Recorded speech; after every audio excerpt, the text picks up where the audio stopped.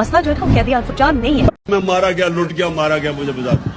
दोस्तों, इमरान खान जैसे अल्लाह के वली का दिल दुखाने का नतीजा भी सामने आ चुका है। ये अफसोसनाक खबर सुनकर रेहाम खान के पांव तले जमीन निकल गई है। इस हवाले से रेहाम खान की नौजायद बेटी की मुकम्मल वीडियो आपको दिखाने से पहले ये भी बता दें कि तो जैसा कि आप जानते हैं कि सोशल मीडिया पर इस वक्त इमरान खान की साबका एहलिया रेहाम खान की तीसरी शादी से खूबसूरत बेटी की पैदाइश के चर्चे हैं, लेकिन इसके साथ साथ मसला जो है वो कैदी अल्फुजान नहीं है। आज का मसला ये है कि जो मौजूदा हुकूमत है उसने पूरे मुल्क को कैदी बनाया हुआ है, उसने हमारे मुस्तकबिल को कैदी बनाया हुआ है। यहाँ पाकिस्तान में कोई लीडर नहीं है, सिर्फ अपनी कुर्सी तक पहुँचने के लिए इनकी लीडरशिप जाती है, एहतजाज होता है, धरने होते हैं अपने मकासद के लिए। मीडिया प्लेटफॉर्म से एक बहुत ज़रूरी अनाउंसमेंट करने जा रही हूँ और मेरा ख्याल है कि इस ऐलान के बाद आप में से कुछ लोगों को तकलीफ़ भी होगी।